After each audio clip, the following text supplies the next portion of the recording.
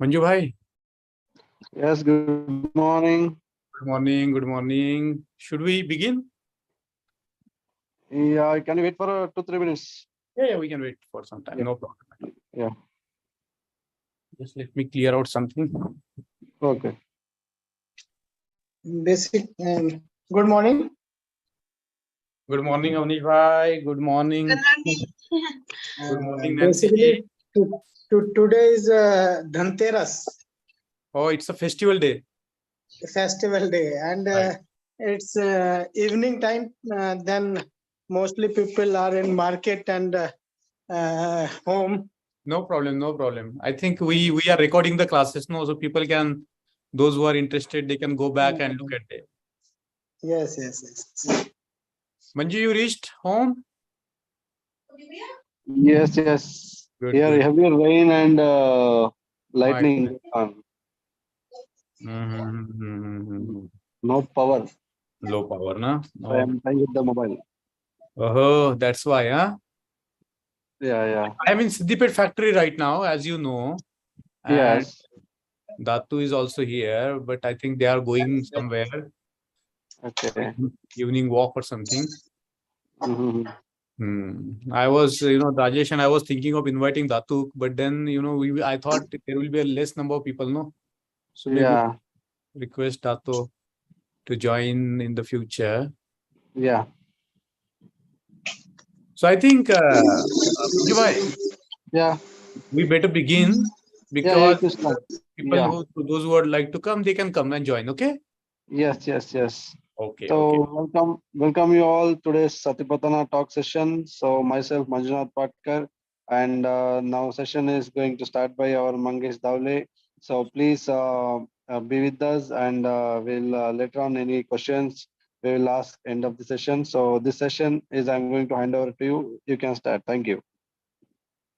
Thank you, Manjunath Bhai, for this warm welcome. And as you all know that we have been studying the Satipatthana Sutra for some time now, and we have had some understanding of what is sati, and we better leave this word untranslated, because as Dhyanacharya says that the sati is the word that has many meanings, and if we can keep this the many meanings of sati in our mind, then we can better understand the Satipatthana Sutra. We have also seen the areas in which we are supposed to cultivate the awareness, and the one area that we begin to cultivate awareness is the area of body, and in traditional Pali or Sanskrit text, it is called Kayanupassana or Kayanusati. And we have gone into depth of how we can cultivate the awareness of the body, beginning with the awareness of the breathing. And as you all know that we cultivate the awareness of breathing, starting with two types of counting. One is reverse counting, where we go from 99 to 0, and we cultivate the focus of mind on breathing. And then we do the double counting. So and then it is followed, the two ways of counting is followed by just following the breathing. So we follow the breathing, this incoming breath and outgoing breath, anapana. And sati means to be mindful of. Okay. And that's our third level. If we look at it from the belt's point of view, the third level, as you see, is the third level of our belts. And then on the next level, we try to cultivate the awareness by scanning the body. So we try to cultivate the awareness of the various parts of our body, starting with maybe the top of the head or throat, or the heart area, or the area around the navel. So thus we try to cultivate the awareness of the body. And we have also seen that the next stage in our meditation practices is to cultivate the awareness of what is called the Vedana. or feeling sensation. And we have seen that there are three kinds of feeling sensations, like the pleasant sensation, unpleasant sensation, and a neutral sensation. So why I'm going into this recapitulation of what we have studied so far, because for the today's discussion, this is very important for us to bear in mind. Because what we are going to study today or read today is just a paragraph, but it has a lot of repercussions in terms of understanding the practice. Then we have seen how we cultivate the awareness of body further in terms of scanning the body, in terms of the internal organs, in terms of various impurities that our body is having. And then in the end, we have seen we have tried to cultivate the awareness of the body which has gone. So the awareness of the corpse as to how the body decays, and we have seen analytically how we are supposed to understand it. And then Vedananupassana is very straightforward and easy, that all the time we are in the grip of the Vedana. If it's a pleasant feeling, we want it. We want to run after it and we want to grab it. If the feeling is unpleasant, we just want to push it away. We are irritated by it, and that's the beginning of what is called the hatred. And when our minds are inactive, sleepy, they are not aware, then that's the feeling sensation which is neutral, in which we are stupid, okay, ignorant.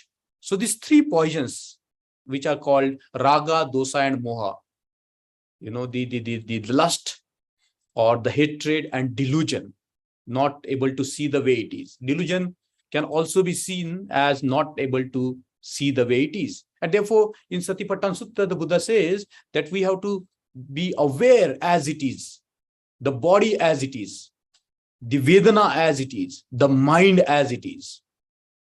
And then we have seen some part of the Dhammanupassana. So what is Dhamma? When we talk about the Dhamma, it has many meanings, as we have seen in the previous classes. One of the meanings of the word Dhamma is the law, just like the laws of physics, as Dhyanacharya will say, or there are the laws in chemistry or certain laws. Just like that, there are laws governing our body, governing our mind, and so on and so forth. And then the Dhamma here has also another meaning in terms of the Buddha's teaching, that leads to awakening, that leads to purity, that leads to nirvana. And why do we cultivate sati? Because we aspire to attain to nibbana. And we have seen that when we have started studying the awareness of Dhamma, we have looked at what are called the 5 hindrances. So in the last class, we have tried to study or understand what are called the 5 hindrances. Okay, so these 5 hindrances are there among all of us, and they are like the cover. Because of the 5 hindrances, we are not able to witness or experience the true nature of what it is. So you see, we either these 5 hindrances, the first hindrance is the sensual desire. So we always crave for lust.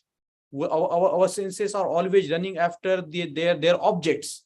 So if the objects are pleasant, our sense. If we see something by our eyes, and if the object is pleasant, we want it. Okay, we run after it. If we have some beautiful sounds we hear, we want to indulge into that. So indulgence into sensuality, that is the first hindrance. So if we are too much, indulging into sensuality of the 5 senses, and of course the mind, which creates the kind of a sensual world, then that's one of the hindrances. So when we cultivate the awareness of body, and when we cultivate the awareness of the previous awareness, we naturally lose attachment to the body. It doesn't mean that we don't cherish our body, because we have to look after our body, but our relationship with the body is that of detachment, isn't it? And we see all those bodily impurities, the way our body is, we also try to see it outside. So when we begin to cultivate awareness of body like this, then we begin to lose hold of the sensuality. And when we begin to get lose the hold of sensuality, what happens to our mind? Our mind becomes more purified. It attunes to the bliss. It attunes to what we call happiness. And we tend to attend to more deeper states of mind, more subtle states of mind, because the gross sensuality doesn't enable us to experience the subtle states of our mind. So that's the first hindrance. The second hindrance that we have to be mindful of is the ill will. Isn't it? So sometimes our minds are full of hatred, our minds are full of irritation, our minds are full of anger. So when they arise in our mind, when we are meditating, we just note them as it is. We know that now my mind is full of ill will, and my mind is not full of ill will, as we have seen and read in the sutra before. And then there is the drowsiness or laziness, which is the ultimate enemy of the practice. And we have seen that the sloth and drowsiness is a hindrance to our awakening. If we are lazy, if we are not making efforts, we are never going to purify our minds. And we are never going to purify our minds. Therefore, we are never going to experience the bliss of nirvana. And then sometimes our mind are affected by restlessness, anxiety. Our minds are like, they are not calm. Our minds are restless, running after objects here and there. We have this anxiety within us. And then doubt. We doubt our own practice. We doubt our own future. And we have seen this in terms of the similes of various waters. Like we have seen, the sensual mind is like the water, is a colorful water. Then we have seen the simile of the angry mind as the boiling water, isn't it? And then the sloth and drowsy mind, we have seen it as the mind, the water, which is full of algae, which is full of dirt. And then we have seen restlessness and anxiety as a simile of a water which is affected by the wind. And then we have seen this doubt as a very dark sort of a water. And if we take up this simile further, we can begin to see that the way mind naturally, if we keep the impure water for some time, the impurities settle down, just like that. So when we practice Sunya meditation, we begin to experience the purity of our mind as it is, because by nature our minds are pure. They are covered by these 5 hindrances, and if we begin to see the nature of these 5 hindrances, then we begin to see the purity of our minds. So that was just by the way of recapitulation of the classes that we have carried on in the past. And today we are going to study or read and reflect on the mindfulness of 5 skandhas. Okay, so skandhas is a technical word. In Pali, skandhas. In Sanskrit also skandha. In English, it is called the hip, or the aggregate, or the trunk of the tree, or the shoulder which carries the burden. Okay, so keep all these different meanings of the word khanda in your mind when we explore this thing. And we have seen that Dhanacharya Nagajiva has always been talking about nama rupa. He says that, as a Shunyati, our practice is to detach ourselves from nama rupa. Okay, naming, nama is naming, rupa is forming. So names and forms. So names means labeling, the habit of the mind to label something, isn't it? And in English there is a word name. It's like a noun or naming process, labeling process that goes on all the time. And the language has a definite role to play in the process of naming, conceptualizing. You see, and then becoming aware of the various forms. So please keep these 2 words in mind when we are talking about 5 skandhas. 5 skandhas are nothing but nama rupa, names and forms, and how to cultivate the awareness of the names and forms. So when we study the Buddha's teachings, we see that there are various lists which are coming into play. Like Four Noble Truths, that's the list of the Four Noble Truths. Noble Eightfold Path, the list of the eight wings of Noble Eightfold Path. Then we see 5 skandhas, so it's a list of 5 elements. Then Nama Rupa 2. And we are going to study this lists, various lists in the future classes, and they are very beautifully explained by the Buddha.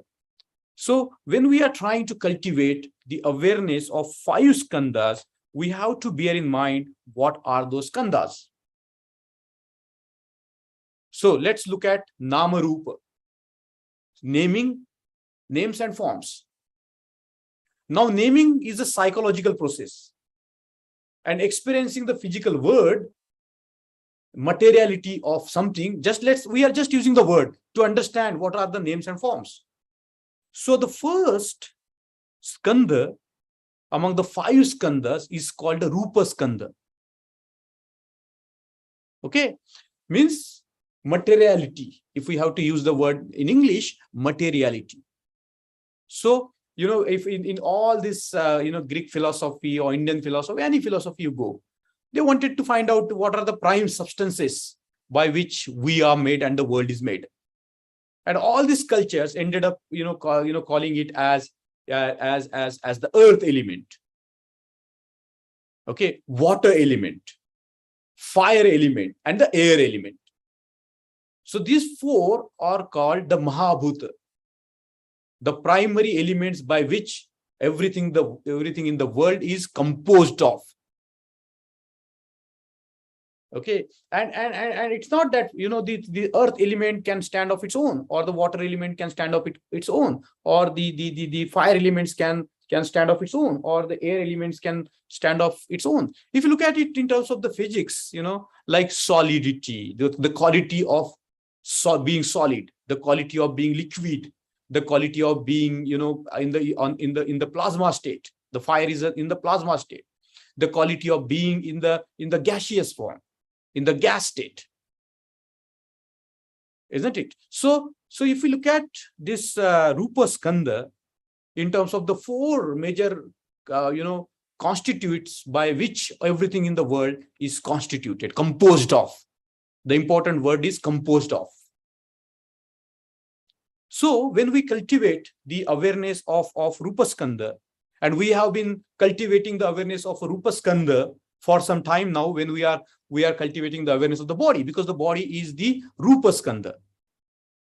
So within our body, we can see the elements of earth, or the elements of solidity. Now, don't take this Rupa Dhatu as something substance. We are not talking about substance. We are not talking about matter. We are talking about the quality. So the solid, the solid has got certain quality. So if we look at within our own body, and if we are cultivating the awareness of our body, we can see that there is an element of earth which we can all experience. For example, the bones that we have in our body, isn't it? They are very solid. If we want to experience the water element in our body, there is a blood flowing, isn't it? There are a lot of what is called the liquid states that are present in our body. Like there is a plasma, there is blood. There are a lot of things which we can, if we become aware of our body, we can categorize as what is called the skandha of the pancham, the Mahabhut, 4 Mahabhut.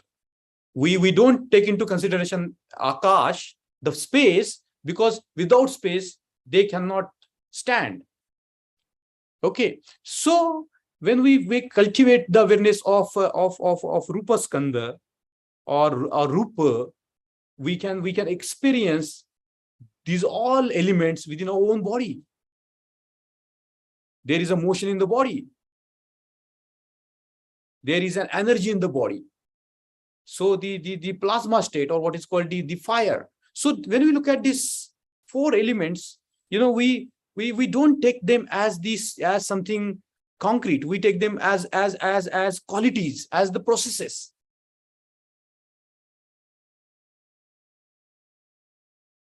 So Rupa Skanda, it's called the form. And sometimes, we if we want to go deep into that, we can see the secondary forms like eyes. They are the special forms. Ears, they are the special forms. The tongue is a special form. The body itself is a very special form. And how do we experience these forms? We experience these forms by the way of our five senses.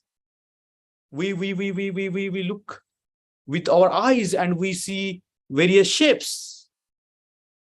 We listen through our ears and we hear a lot of sounds. The smell, it's so molecular. The smell takes place at the level of molecules. The seeing takes place at the level of electromagnetic waves. If we want to bring the similes from science to understand how do we experience the world outside. But it's not inside or outside, because without this base of six senses, we cannot know what is out there in the world. Everything is mediated by our senses. You see, everything, whatever out there is all mediated by our five senses. And these all five senses, this all sensory data which is collected by five senses is made into concepts by what is called the mind. Okay, so Rupa Skanda, and then there is a Vedana Skanda, the feeling, the skanda of feeling, the aggregate of feeling. And we have been studying the aggregate of feeling, right? So based on the body or mind, there are three types of feelings that we experience all the time. We experience either the pleasant feelings or unpleasant feelings or neutral feelings. So they are produced by body. Sometimes our body has a very pleasant touch. Sometimes our body is having, unpleasant touch. Sometimes neutral touch. Isn't it? And based on that, the body and mind, 6 types of Vedana comes into being. 6 types of feeling sensations come into being. That second skanda is called Vedana skanda, or the feeling skanda, the skanda of feeling, the aggregate of feelings. Then there is the skanda of thinking or perception. It is in the traditional Indian languages, it is called sadhya. And those who comes from the Indic language backgrounds, we can understand the word sadhya. We always try to name something, label something. So for example, we say red, we say dog, we say sad, we say whatever, this all, the labeling that is taking place all the time. And sometimes our word of thoughts is exploded into so much complexities that we get trapped into our own words. If you see what I'm trying to put forward here. So the sadhya or thinking or conceptualization or mental proliferation, taking one idea, then another idea, then another idea, then another idea, the whole jungle of ideas that we produce. There is a very beautiful word here in the traditional Indian languages called prapancha, mental proliferation. We create the word of ideas. We create the words of concepts, and we, live in that world. So that's the third, skanda. That's the third aggregate. Then there is sankhara, and it's not easy to understand all this. It will take time for us to understand these terminologies. But the more we study, the more we explore them deeply, we begin to see how important it is for us to understand them, so that they support our practice. So sankhara here, Dhyanacharya Nagajiva has translated as action. But those coming from the Indic languages background, they can understand the word sankhara. Sakara is doing, with doing, sankhara. So it's called fabrication, mental fabrication. And there are three ways by which we fabricate. We fabricate, it's called bodily fabrication, it's called mental fabrication, and it's called speech fabrication. Kaya, vacha, mana. Body, speech, and mind. Please keep this word in your mind. Body, speech, and mind. So there are conditioning. It's called also conditioning, conditioner and conditioning. So sankharas, and if we study the psychology of mind in Buddhism as to how the sankhara comes into being, the sankhara comes into being because we are not able to see as it is, the way it is. So out of ignorance, sankhara comes. Because there is a lack of sati, our minds are stupid and we are not able to see the way it is. And when we are not able to experience the way it is, that shapes, fabricates our mind. It's a fabrication of our mind. And because of that fabrication of our mind, our consciousness evolves. And because of this consciousness, the name and forms arise. We are going to study this all, how the mind is conditioned. But suffice here for today is to understand that there are three kinds of sankharas. One is the sankhara of body. For example, our body has its own fabrication, isn't it? We have eyes, we have these all organs. The body functions in certain ways. If we don't eat food, we are not going to survive. If our consciousness doesn't get the contact, our consciousness is not going to remain as it is. So you see, what I'm trying to get it at is having the more clarity about these skandhas, and that's how we cultivate the mindfulness, the sati of what is called the sadhya. We see all the time the conceptualization is taking place in our minds all the time. We are all the time conceptualizing. Whatever the sense data is brought by our five senses, we integrate them in our mind, the sixth sense, and we are always creating concepts, creating ideas. And sometimes those ideas and the concepts that we create, they do not accord with the way it is. So most of the times we live in the illusory world, in the dreams. And the fifth skandha that we have to cultivate our mind awareness of is consciousness. So I will give an Indian word for it, Vijnana. Vijnana is a word for consciousness that is used in the context of the five skandhas. Okay, now this, as we have seen, that it's not easy to understand mind. When we started studying the sati, the sati smriti of mind, chitta, we had a problem, because how the hand grasps itself, or how the eye sees itself. So how the mind becomes aware of itself? So the key word in this practice of cultivation of awareness of mind is as it is, as at that point. Becoming aware of the mind as it is at that particular point of time, moment. Whether my mind is expanding, whether my mind is full of hindrances, whether my mind is progressing, whether my mind is not progressing. Isn't it? Those 8 things that we have seen in the previous classes. Now, when we study the consciousness or Vijnana in our school, as taught by Dhyanacharya Nagajiva, then let's look at it like this. You see, we have eye. So related with the eye, there is an eye consciousness. Chakku Vijnana. Chakku is an eye consciousness, Chakku Vijnana. Related to ear consciousness. Okay, related to tongue consciousness. Nose, related to nose consciousness.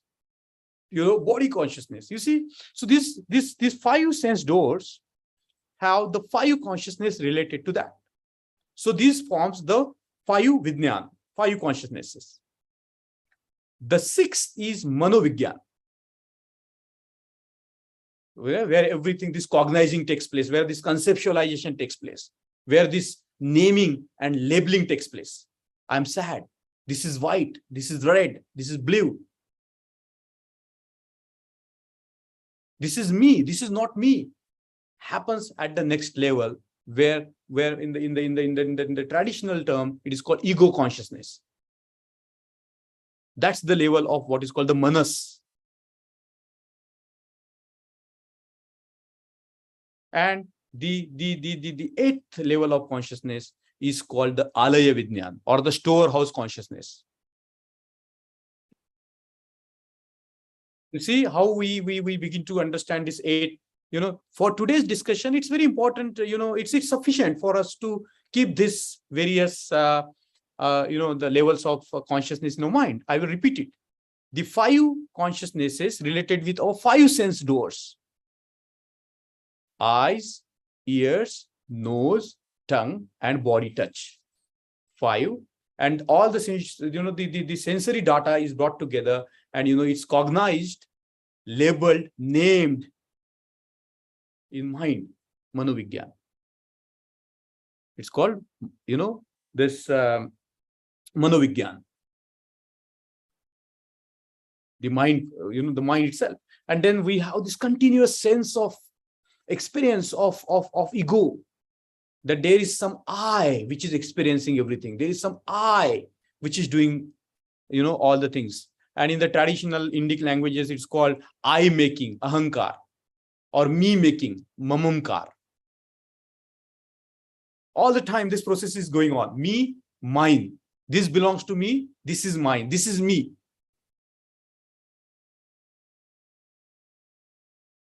Okay. So the Buddha says that when you examine these five aggregates, you don't find anything that belongs to you. The body, because it is impermanent, what is impermanent cannot have anything, any substantial reality to it. And therefore, the Buddha says all the dhammas are empty. All the dhammas are empty. The five skandhas are empty. The five skandhas are shunya. And that's where the Heart Sutra comes into being. The very beginning of the Heart Sutra, where the Avalokiteshvara, the embodiment of compassion, the Lord who looks down on the suffering of the world, he sees deeply, he penetrates deeply, and he sees that all the five skandhas are empty. Realizing all the five skandhas are empty, he is not attached to it. You see, so when we are aware of the nature of the five skandhas, that they are like impermanent. They just appear, they rise and fall. There is nothing to hold on to. Though in the sankhara process, or in sadhya, we always trying to create the concepts. We are always trying to fabricate the mind, body, and speech. Now, we have to understand here very clearly that our practice, which we teach in our tradition, the body cannot, we cannot work on the body. Only thing we can do is be mindful. So if we, through some acrobatics, if we are trying to change the body, we cannot. So we have to be mindful as it is, the body as it is. You see, these all the keywords that we have been studying so far, they all make sense in terms of the practice. Right here, as it is. The body right here as it is. The Vedana right here as it is. The mind as it is right here. The Dhamma as it is right here. So when we begin to understand, being mindful of these five aggregates, we no longer attach to them, we detach. So the five skandhas are themselves not a problem. They don't cause us suffering by being there. What causes suffering is by clinging to it, by holding on to it, by attaching to it. And that's what the Buddha says in his very sermon, Pancha Upadan Khandapi Dukkha. The suffering comes because of this attachment with the 5 aggregates. You see, it's very clear. So when we detach ourselves, and how that detachment comes? By realizing the nature of the 5 skandhas. And in Diamond Sutra, we have seen how the diamond teaches us the detachment from the names and forms. So if we attach or cling to any name, any form, it's ultimately going to lead to suffering. Any attachment. So one of the meanings of the word sati is complete detachment. Now, don't ask me what happens when our mind is detached. Isn't it? It's indescribable. It's inconceivable. That state of mind. It can only be experienced. Isn't it? So with this background, I'm going to read this one paragraph before we open up the class for further discussion. Okay. So 5 skandhas. Furthermore, O monks. So, O monks is a bhikkhu, bhikkhave. It means anybody who would like to, go deeper into their practices. The ultimate meaning of the word bhikkhu is somebody who is dedicated to realizing the nibbana. It has nothing to do with what we wear, what kind of a lifestyle we have. If we are dedicated to a purification of our own being, we are bhikkhus. So it doesn't matter whether you're male or female, or whether you're from Europe or America, from any part, whatever language you speak, it doesn't matter. If you are committed to experience the bliss of Nibbana, then you are a bhikkhu. So furthermore, O monks, a monk focuses on Dhamma and observes the Dhamma in 5 skandhas. And how, O monks, a monk focuses on Dhamma and observing the Dhamma in 5 skandhas. There is the case where a monk knows such is form, this is form, such is form, such is how it appeared.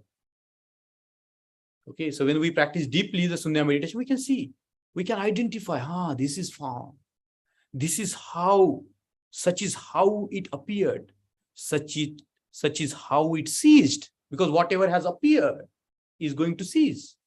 Whatever has arisen is going to pass away. Whatever is created is going to be destroyed.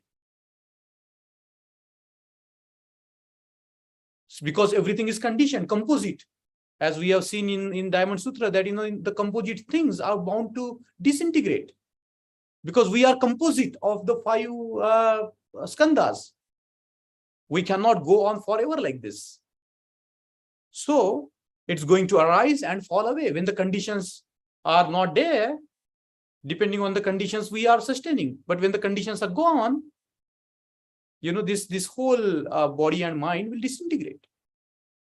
So look at the words and how we practice that in our meditation. There is the case where a monk knows such is form, such is how it appeared, such is how it ceased. Now Vedana, such is the feeling, such is how it appeared, such is how it ceased.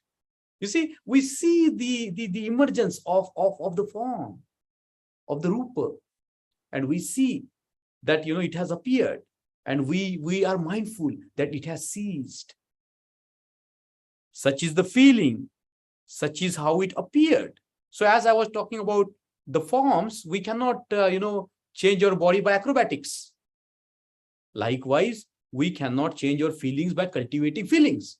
That's what Acharya says. Nagajiva Acharya says that we cannot cultivate feelings like we sometimes cultivate loving, love. For Shunyatee, the love is an outcome of loosening hold over these objects of sensuality, loosening hold over the cultivation of self. Isn't it? So there is a natural arising of metta or love. That is what what the Buddha taught. So we don't cultivate the special emotions. We don't work on emotion. We are just trying to cultivate the awareness of it. Through mental acrobatics, we cannot, be free from suffering. So what is this area of mental acrobatics is sadhya, perception. So the Buddha says, such is the thinking, such is how it appeared, such is how it ceased. And then sankhara or action. We cannot change the sankhara by following certain rituals. Only by becoming aware. We cannot tamper with them. They are as it is. We cannot tamper with our body. We cannot tamper with our emotions. We can just observe the nature of it. Okay. So, the sankhara, such is the action, such is the sankhara.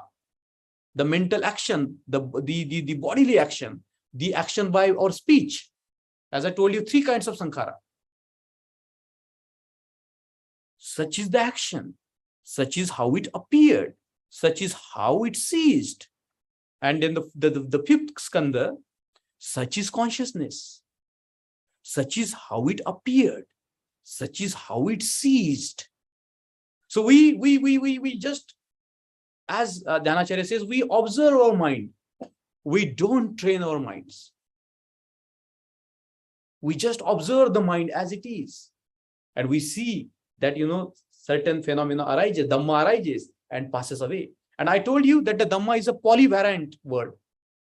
In this context, the arising of Dhamma means the Pancha Upadan, the Khandas.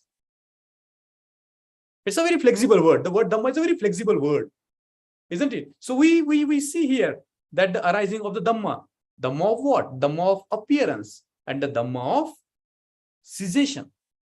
Whatever arises passes away. That is what the Buddha taught as his doctrine. That's how the leading disciple of the Buddha was awakened. When he listened from the great Ashwajit, another great disciple of the Buddha, that whatever arises passes away. Whatever has the principle of arising has the principle of passing away. Things cannot arise if they are not going to pass away. Arising and passing are the 2 sides of the same coin. Do you see what I'm trying to get it at? If something is arising, then it must have the principle of falling apart. Whatever is created is going to disintegrate. Whatever is integrated is going to disintegrate, to be disintegrated. Whatever is composed is going to decompose. Because in the composition is decomposition. In the decomposition is a composition. So, what we learn from this, the short paragraph is very deep. It's very, very important for us to study like this. Try to understand the meaning of the word. And then when we meditate, we bring that understanding to our meditation.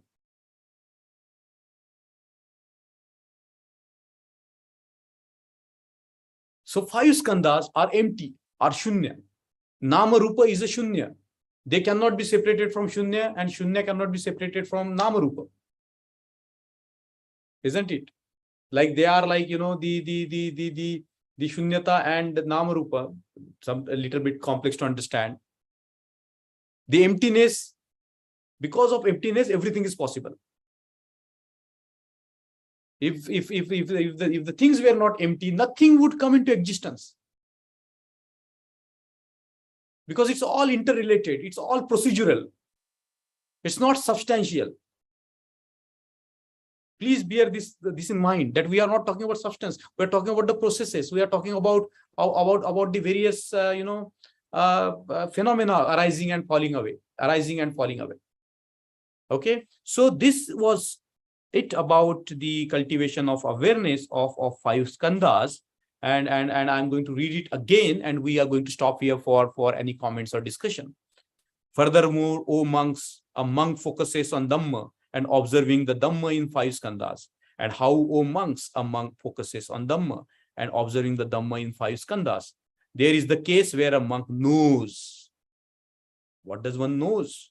Such is form, such is how it appeared, such is how it ceased, such is the feeling, such is how it appeared, such is how it ceased, such is the thinking, such is how it appeared, such is how it ceased, such is the action, such is how it appeared, such is how it ceased, such is consciousness, such is how it appeared, such is how it ceased.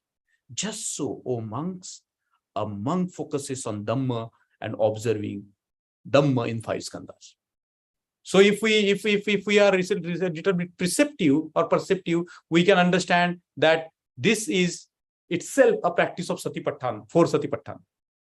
Because Nama Rupa can be easily seen in terms of the 4 Satipatthana: body, Vedana, mind, Chitta, and Dhamma. Okay, so I will stop here and I will open up the class for any comments, any discussion that anybody would like to have.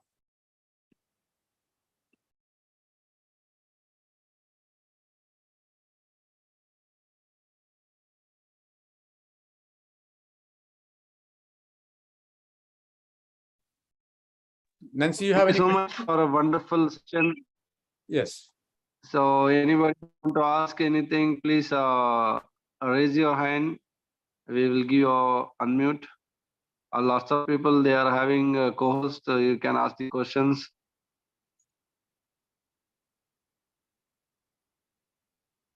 Thank you so much, Mangesh ji. It's a wonderful session. You're welcome, Manjunath Bhai.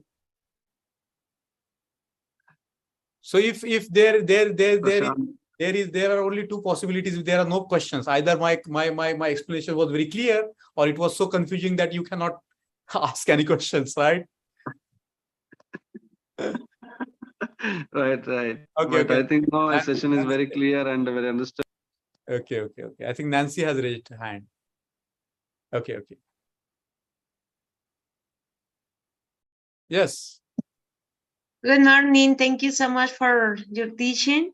And only I want to say the 5 aggregate factors of experience encompass all non static, true, impermanent phenomena. Yes. They are impermanent. They are dynamic. Okay, I really enjoy so much the teaching. Thank you so much. Welcome, Nancy. Welcome. Thank you. So you see, you have to understand everything in the dynamic terms. There is nothing static. You know, today I am like this, tomorrow I might be different. Isn't it? Today I am having this physical form, tomorrow I might lose my hairline. You see? Today I am happy, tomorrow I can be sad. Isn't it? So the Buddha taught us to look at the world in more dynamic terms, not in the static terms. Like most of the times we fix everything. We fix the people, we fix the concept. Isn't it? There has to be fluidity. There has to be this flexibility. All right. Prashant Bhai has raised his hand, and then Ankush sir has raised his hand. So let's hear from these 2 gentlemen. No, it's not like a question, but Yes. this is my this is my first class I'm attending. But you explain in a simple and lucid language that even I can understand the 5 skandhas and its importance. Right. So really, really, thank you very much. I yet to watch all your back 8 episodes. So today's class had given me energy that really I will go through all 8 class, and really I enjoyed today's class. Thank you, Prashant Bhai. I recommend, I myself go through the text again and again. So as Acharya says that we have to read the sutras daily, and previous classes we have to see, we have to study. So the study of the sutras is a practice. Yes, Ankush sir. Mangesh ji, good Yes. morning. Good morning. Good morning. This is very good information. Regularly, we want to understand something actually new. We understand and go ahead actually. Due to Sunyati is a responsibility to spread these things also. Mhm. म्हणजे शून्य, Panchsheel, diamond सूत्र, सतीपतना, lotus सूत्र. Yes. Daily we want to take some session, half an hour actually. Yes. Yes. This is very good for to teach Yes. the society Yes. all over. We will start here also in our SUNYATEE center in Maharashtra also. Good. Good. Good. But Very we good. want to do study also. Good. Very good information.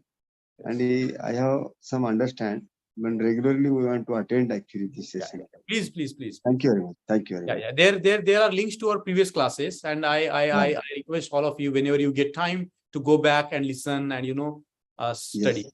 If there are any Yes. questions, please put up in the group. Ask Yes, our yes. Acharya. Okay. Yes. If there is any confusing point, ask Acharya directly. Yes, sir. Yes. Okay. Good. Very good. This is very good. Very good. Thank you, sir. Thank you very much. Kumaravelu, sir. Thank you, Mangesh sir. Really, it was a very wonderful session. Even though I'm not regular to the sessions, I watch all your videos, which is already streamed in our SUNYATEE channel. All this almost I can say 15 months I have been practicing Shunya daily. Meditation practice exercise that we are doing regularly. Good. But he did a lot of change in my internal body thing. I can be more flexible now. My mind is, I feel that calmness in me. Very good. In this state, my thing was longing for something to more. Yeah. But this particular Satipathan Sutra, what you are giving the information, Yes. it is adding more clarity to the thing that where we have to go ahead. So really, it is a wonderful session. Thank you so much. But I'm sure that with one single watch, we cannot get the inspiration, information. But as we repeat it, I'm seeing a video repeatedly. So I've taken notes and I'm going through it. And once again, I go back to it, I watch it. I read it, I make it a point clear to my mind. So now I see the meditation process is something different than what I have been practicing for 15 months. Right. Very good. Very glad to hear it. Thank you, Mangesh ji. So hope that everybody enjoys it. I'm sure that we'll take this to all our Shunyatees practicing in our group. So definitely, it's a value-adding thing. Thank you so much, Mangesh ji. Thank you so much. Okay, I think we have reached to the end of our class. And I hope you continue to practice the various levels of our Sunya meditation. And we will meet each other in the next class on next Saturday at 6 o'clock. Thank you so much. Thank you so much, Mangesh ji. So for a wonderful. Okay, so I want to add something here. Like our recently one retreat is going to happen in Nagloka. If anybody interested, please contact us. It's I think limited seats only. So please contact our your nearest Shunyatees, and it's a wonderful retreat for 3 days. Rajesh Savara is going to conduct. So that is one information, and all the videos we are having in our hand. So anybody want, we can do repeat telecast in a few further days. We can do that also. And anybody is not getting, please contact me. So I will provide you all the videos. So thank you so much. Thank you, Mangesh ji. Manjunath has been doing a wonderful job. Manjunath has been doing a wonderful job coordinating all the classes. So thank you, Manjunath bhai, for doing it so well. It's my duty. Thank you so much. Thank you. Bye. Bye.